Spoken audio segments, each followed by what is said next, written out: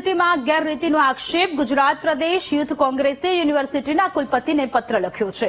યુનિવર્સિટીના કેન્ટીનના સંચાલનમાં કૌભાંડનો આક્ષેપ કર્યો છે। ઓનલાઈન ટેન્ડર વગર કેન્ટીન પધરાવી દેવાનો યુથ કોંગ્રેસનો આરોપ છે। લાગતા વળગતાઓને કેન્ટીનનું સંચાલન સોંપી દેવાયું છે। નિયમ મુજબ ઓનલાઈન ટેન્ડર પ્રક્રિયાથી કેન્ટીનની કામગીરી સોંપવાની માંગ છે।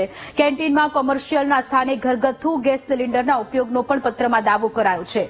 કોઈપણ સેફટી વગર કેન્ટીન શરૂ કરવાનો પણ યુથ કોંગ્રેસનો આરોપ છે। વિદ્યાર્થીઓ માટે ભોજનના ભાવ નક્કી કરાય તે સ્પષ્ટ નથી। કાયદેસર ટેન્ડર પ્રક્રિયા નહીં થાય તો કેન્ટીનને તાળાબંધી કરવાની ચીમકી ઉચ્ચારી છે।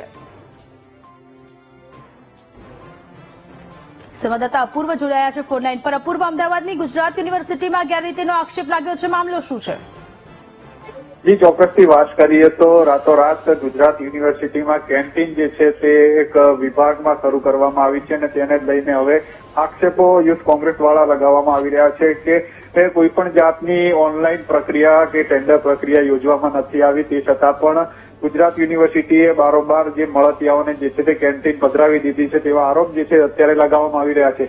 તેમજ એક આવેદનપત્ર કુલપતિને આપવામાં આવ્યું છે કે માત્ર ઓફલાઈન પ્રક્રિયા દ્વારા જે ટેન્ડરની જે પ્રક્રિયા જે છે તે સંપૂર્ણ પૂર્ણ કરીને લાગતા વળગતાને જે છે તે કેન્ટીન જે છે તે યુનિવર્સિટીમાં શરૂ કરી દેવામાં આવી છે। જો કે નિયમ પ્રમાણે ઓનલાઈન ટેન્ડર પ્રક્રિયા બહાર પડતી હોય છે અને જેના પણ ભાવ જે છે તે જે ઓછા હોય છે, નિયમ પ્રમાણે તેને ટેન્ડર આપીને કેન્ટીન શરૂ કરવા માટેની પરવાનગી આપવામાં આવતી હોય છે। પરંતુ યુથ કોંગ્રેસ દ્વારા એવો આરોપ લગાવવામાં આવ્યો છે કે આ પ્રકારની કોઈ પણ પ્રક્રિયા જે છે તે કરવામાં નથી આવીને રાતોરાત મળતિયાઓને કેન્ટીન આપી દેવામાં આવી છે, જે અત્યારે કાર્યરત સ્થિતિમાં જોવા મળી રહી છે।